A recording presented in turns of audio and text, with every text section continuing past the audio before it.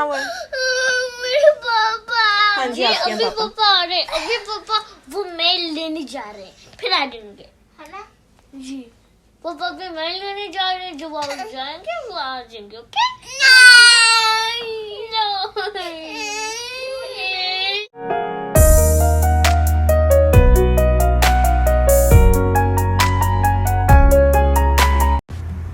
अस्सलाम वालेकुम मेरी प्यारी प्यारी यूट्यूब फैमिली, कैसे हैं आप सब? उम्मीद है सब बिल्कुल ठीक होंगे, मज़े में होंगे और तंदुरुस्त होंगे अल्हम्दुलिल्लाह।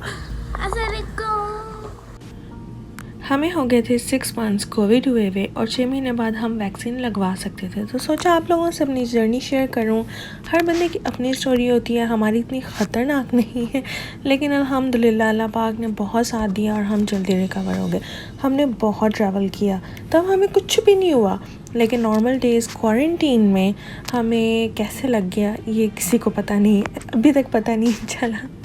और स्टार्ट ऐसे हुआ था कि उमर की कमर में दर्द स्टार्ट हुआ और उसी दिन रात को उनको इतना तेज़ बुखार हो गया, 101 102 तक चला गया और हमें शक हो गया था कि कोविड ही होगा। तो जब हमने नेक्स्ट डे टेस्ट करवाया तो वो पॉजिटिव आया। तो जनाब स्टार्ट हो गई उनकी क्वारंटीनिंग और हम अपने घर के पास वाली वॉलग्रीन पे अपॉइंटमेंट लेकर आए थे।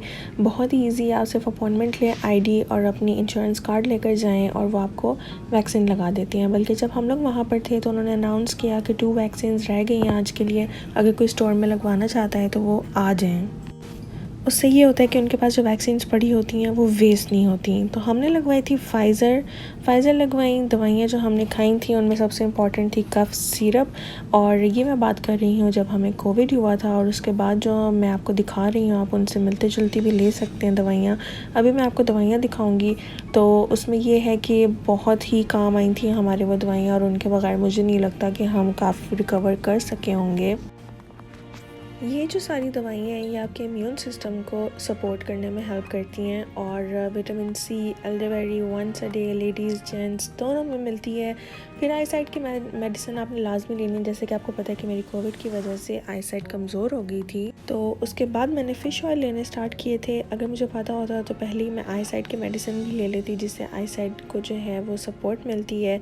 और ये सारी मेडिसिन इक्वली इम्पॉर्टेंट हैं। आप नाश्ते के बाद ले लें या आप दोपहर के खाने के बाद ले लें, थोड़ी थोड़ी करके, जिस तरह से आपको इजी लगे। कोविड दरअसल फ्लू की तरह ही होता है, क्योंकि ये आपके रेस्पिरेटरी सिस्टम को अटैक करता है। तो हमारे लिए भी काफ़ी डिफ़िकल्ट वक्त था। बच्चे मिल नहीं सकते थे पापा को, तो 3-4 दिन कम्प्लीटली मैंने ही घर चलाया। और मेरा अल्लाह ही जानता है यार कि मैंने कैसे चलाया, क्योंकि हमने कभी अकेले कुछ भी नहीं किया, हमेशा मियाँ की सपोर्ट के साथ मिल के मैंने किया। इवन हम ग्रॉसरी भी करने जाते हैं, हम इकट्ठे जाते हैं, लेकिन जो वो 3-4 दिन थे वो मेरे लिए इतने मुश्किल थे कि मैं आपको बता नहीं सकती। सबसे ज़्यादा डिस्टर्ब सुल्तान था कि मेरे पापा हैं, मैं पापा के पास जानी है, मैंने पापा के साथ सोनी है, क्योंकि वो उनके बगैर नहीं सोता। और आप सोचें कि उसका अलग कमरे में सुलाना कितना बड़ा मिशन होगा। तो जो प्रेगनेंसी का पूछते हैं कि वैक्सीन सेफ़ है कि नहीं लगानी, तो जब वो फॉर्म देते हैं उस पर लिखा होता है कि आप प्रेग्नेंट होने वाले हैं, या अगर आप प्रेग्नेंट हैं तो आप टिक मार्क करें, ताकि जो नर्स है वो फिर आपसे कंसल्टेशन करती है। तो इसमें कोई ऐसे डरने वाली बात नहीं है कि अगर आप प्रेग्नेंट हैं तो आप वैक्सीन लगा लें, या अगर आप वैक्सीन लगाएंगे तो आपको फर्टिलिटी में मसला होगा, ऐसा कुछ भी नहीं है। पहले 2-3 दिन तो रूम में नहीं सोया सुल्तान मेरे साथ, लेकिन फिर मजबूरी में मुझे उसको इस कमरे में लेके आना पड़ा और उमर बाहर सोफ़े पे सोते थे। तो जितना आपको पता है छोटा घर है, बहुत ही मुश्किल होता है। सिर्फ दरवाजे से खाना देती थी पहले 2-3 दिन, तो उसके बाद फिर तीसरे दिन मैंने कमरा पूरा डीप क्लीन किया और उसी दिन ही मुझे भी कोविड हो गया। रेजा और मनहा को भी कोविड हुआ, ऑब्वियसली सुल्तान को भी हुआ, उसको थोड़ा सा बुखार हुआ था, लेकिन मनहा और रेजा को बिल्कुल एसिम्प्टोमेटिक कोविड था, जिसमें आपको कोई भी सिम्टम्स नहीं होते। और अल्लाह ताला ने हमारा ऐसा साथ दिया कि अल्लाह ताला को पता था कि ये दोनों मियाँ बीवी बीमार हो गए हैं, और इतने सख्त हम लोग बीमार थे। मुझे तो बुखार नहीं चढ़ता, लेकिन सुल्तान की टेंशन से जो है वो बहुत ज़्यादा मैं थक चुकी हुई थी ऑलरेडी इतने दिनों से, कि जब मुझे अटैक हुआ कोविड का तो मैं बिल्कुल ही बिस्तर के ऊपर पड़ गई। बाकी उमर को तो काफ़ी बुखार रहा और कमर में भी तकलीफ़ होती रही। मुझे तो अभी तक ज़्यादा देर खड़े होने पे भी मेरी जो है वो कमर में दर्द होती रहती है। पल्स मीटर जो मैंने अभी आपको दिखाया वो इम्पॉर्टेंट है क्योंकि वो ऑक्सीजन लेवल चेक करने के लिए जो है वो काम आता है। और अगर आपकी ऑक्सीजन थोड़ी सी भी लो हो जाए तो आप फ़ौरन क्लिनिक जाके डॉक्टर से कंसल्ट कर सकते हैं। उसका ये है कि मेरी तो अल्हम्दुलिल्लाह नहीं कम हुई, लेकिन उम्र की काफ़ी कम हुई थी क्योंकि वो उनको बुखार बहुत ज़्यादा था और उनकी हालत तो बहुत ज़्यादा ख़राब हो जाती है। इवन नॉर्मल बुखार में भी अगर फ्लू वगैरह भी हो तो वो बहुत ज़्यादा बीमार हो जाते हैं और उनको बहुत ज़्यादा केयर की ज़रूरत पड़ती है। जो इस तरह की बीमारियां होती हैं ना, जो आने जाने वाली होती हैं, इनके अंदर सबसे ज़्यादा आपकी विल पावर काम करती है। अगर आपकी विल पावर ख़त्म हो जाए ना तो आप उस बीमारी से नहीं लड़ सकेंगे। जितनी आपकी अच्छी विल पावर होगी उतनी जल्दी आप रिकवर होंगे। आपने ये सोचना है कि बिल्कुल नॉर्मल फ्लू जैसा है और बिल्कुल भी परेशान नहीं होना। हमारे तो छोटे घर हैं, हम मेंटली प्रिपेयर थे इस चीज़ के लिए कि अगर एक बंदे का हुआ तो घर में सबको होगा। और उसी में काम आई थी बच्चों के लिए भी टाइलेनॉल और कफ़ सिरप इसमें बहुत इम्पॉर्टेंट है। बच्चों के साथ तो बंदा 100% क्वारंटीन तो नहीं कर सकता, लेकिन एहतियात लाजमी है। यही कि बस उम्मीद नहीं छोड़नी है आपने और आपने कोशिश करते रहनी है कि आप इसको फ़ाइट करें। मेरा तो टेस्ट और सेंस की स्मेल भी चली गई थी, लेकिन मम्मी कहते थे कुछ नहीं होता, छोटी सी बीमारी है, फ्रेश होकर बैठो, यकीन करें डैट हेल्प मी। मैंने तो मिर्चें खा खा कर अपना इम्यून सिस्टम स्ट्रॉन्ग किया और वापस अपनी जो है वो टेस्ट की सेंस लेकर आई।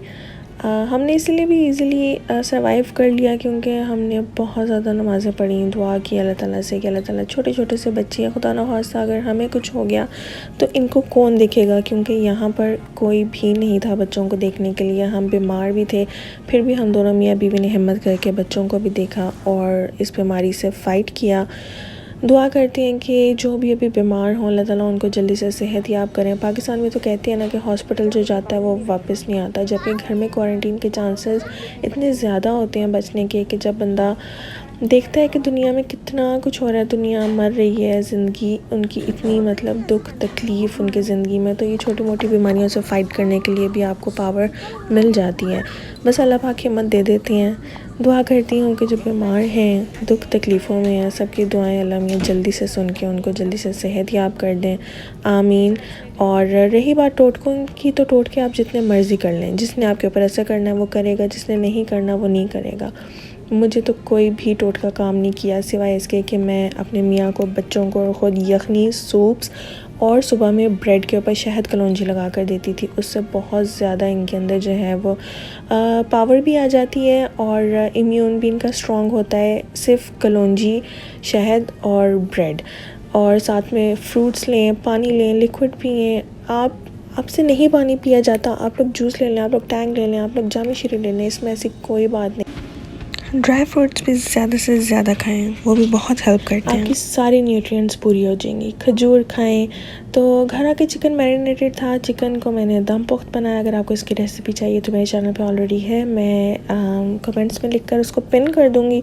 चावल ऑलरेडी बने हुए थे क्योंकि सुल्तान साहब कुछ और खाते नहीं हैं, तो चावल तो रोज़ ही तकरीबन बनते हैं। तो डिनर के साथ हम देख रहे थे कॉन्जरिंग और वैक्सीन लगाए हुए मुझे अभी हो गए हैं इस टाइम जिस वक्त मैं वॉइस ओवर कर रही हूँ 8 घंटे। तो मुझे अल्हम्दुलिल्लाह उसका भी कोई साइड इफ़ेक्ट नहीं हुआ, माशाल्लाह बोल दीजिएगा। ये ना सुबह मेरे से उठा ही ना जाए बिस्तर से।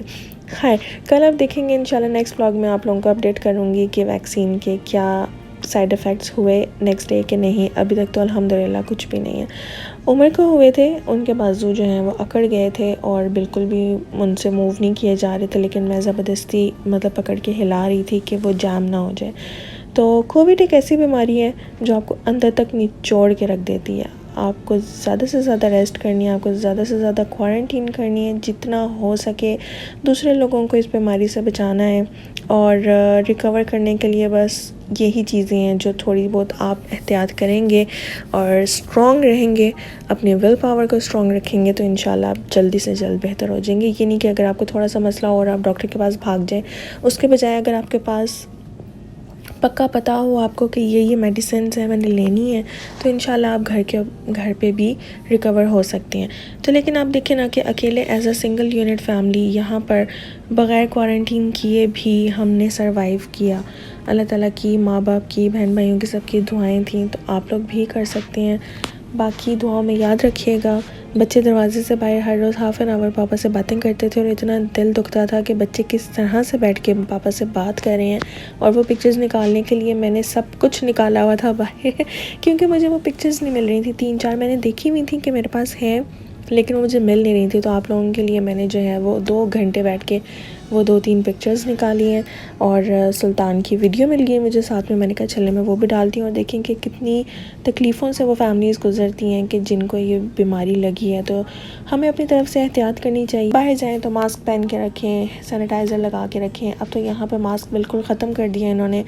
मैं कहती हूँ अमेरिका जैसे मुल्क में रह के अगर आपको कोविड हो गया तो कहीं भी हो सकता है, क्योंकि यहाँ पर तो ये लोग इतनी ज़्यादा एहतियात कर रहे हैं। कुछ लोग हैं जो बिल्कुल एहतियात नहीं कर रहे, जो कहते हैं कि हमने तो लगाने ही नहीं मास्क, उनको छोड़ें, दफ़ा करें। हमारे जैसे बंदे जो माड़े मोटे हैं, जिनको ज़रूरत पड़ती ट्रैवल वगैरह भी करने की, इंशाल्लाह हमने भी ट्रैवल करना है, वो भी मैं आपके साथ शेयर करूँगी। तो हमने जिन्होंने ट्रैवल करना होता है उनके लिए तो वैक्सीन बहुत ज़रूरी है। और हमारे नखरे नहीं होते कि भाई वैक्सीन मैग्नेट से चिपक रहा है, ये हो रहा है, वो हो रहा है।